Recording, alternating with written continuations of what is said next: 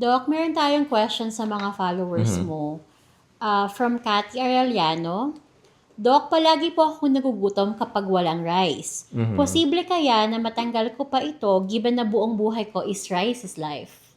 Oo, kasi parang merong element of brain conditioning dyan eh. Kasi if you look at, pumapasok yung issues dyan of, yung nutritional density ng food. Kung titingnan mo yung nutrient density ng rice, wala masyadong nutrients yun eh. Puro ano lang yun. Puro blood sugar lang yun, di ba? Wala siyang masyadong vitamins and minerals and, wala siyang masyadong protein, for example. Right? So, nutritional density, pag yung food item na mas nutritionally dense, for example, a piece of red meat is very dense in nutrition, mas satisfying yung mas matagal tayo bago magutom uli kung kakain tayo noon. At the same time, fiber, of course, right? Yung fiber. Kasi fiber doesn't really break down into sugar pag kinain mo. So, it's very filling. Is it all in our mind lang na nagugutom kami pag walang rice? So, hindi talaga siya hinahanap ng body namin. Oo, kasi ang problema, we don't exactly know kung ano yung partitioning ng macronutrients, di ba? There's only three macronutrients naman, di ba? Protein, fat, and carbohydrates. So protein and fat is actually more filling.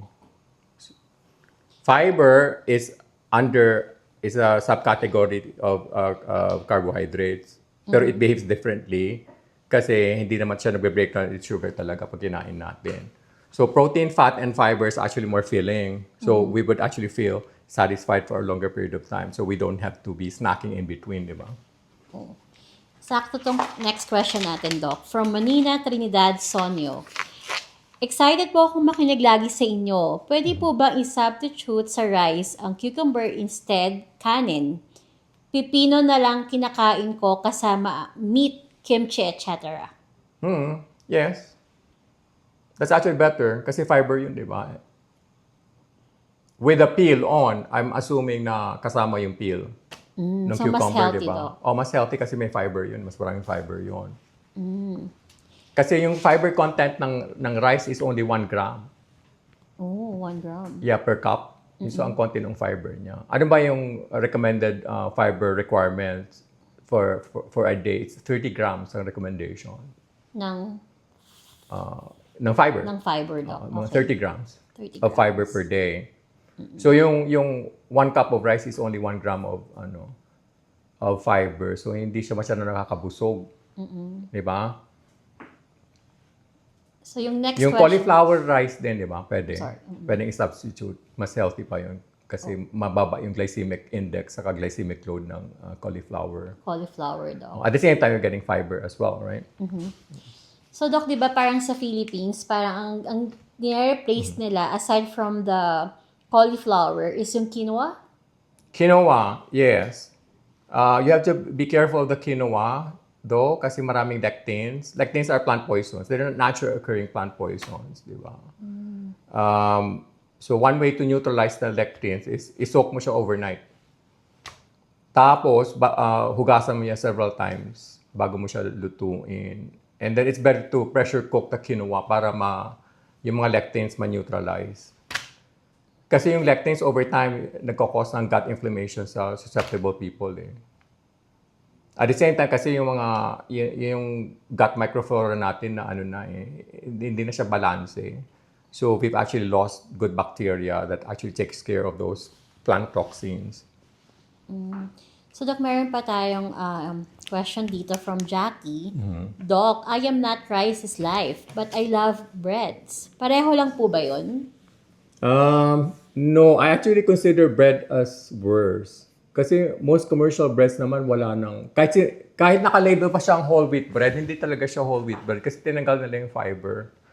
Kaya di ba, when you touch the bread, masyadong malambot. At the same time, yung germ na where the vitamins and minerals are, tinanggal din nila. Kasi andun yung fatty acids eh. Kung iniwan ng food manufacturers intact yung germ dun sa bread, madaling mapanish yung bread if you leave it at room temperature. If you go to a health food store, for example, you would find bread na sa freezer kasi intact lahat yun. Grind lang nila through a simple process. Hindi nila tinanggal yung fiber. Tapos yung vitamins and minerals, yung natural fatty acids ng grains, andun pa rin. Doc, last question from Martina Shile. Di pa po ako nakakapagpa-check up ng sugar ko ever. Malakas po akong kumain ng rice. Ano po ang mga symptoms ng may possible issue na po sa sugar ang isang taong rice is life? Oo. Marami possible kahit, this is before blood test, I'm assuming, di ba? Di ba? Before siya mag-blood test. Yung weight gain, di ba? Especially if you're gaining weight around your midsection. Dito, sa tiyan. So, ibig sabihin, yung fat mo is depositing around your internal organs. Di ba? Kasi there's two types of fat. Subcutaneous fat, tapos visceral fat. Yung visceral fat, meaning yung fat na nagde-deposit around internal organs, yun ang dangerous kasi it increases risk for heart disease as well as other chronic disease. And if you look at studies when people are carrying more visceral fat, they're actually releasing inflammatory molecules, di ba? And chronic inflammation is one of the causes of chronic disease, no matter what chronic disease we're talking about, di ba? So, yun. Tapos yung iba, nagde-develop ng hypertension, umaakit yung blood pressure nila. That can be a sign na mataas na insulin nila. Di ba? Another thing, yung mga discoloration sa neck, yung acanthosis nigricans. That's actually a sign of insulin resistance na medyo you should put a brake on your carbohydrate intake. Tapos yung may mga skin tags, di ba, sa neck o kaya sa kilikili, nagkakaroon ng skin tags. That's also a sign na you're on your way to developing diabetes. Message mo sa mga followers mo? Yeah, so the whole point of this conversation is, to emphasize the fact that there's no perfect diet that will work for everybody, di ba? I'm not demonizing rice. That's part of our culture. We can't take that away completely.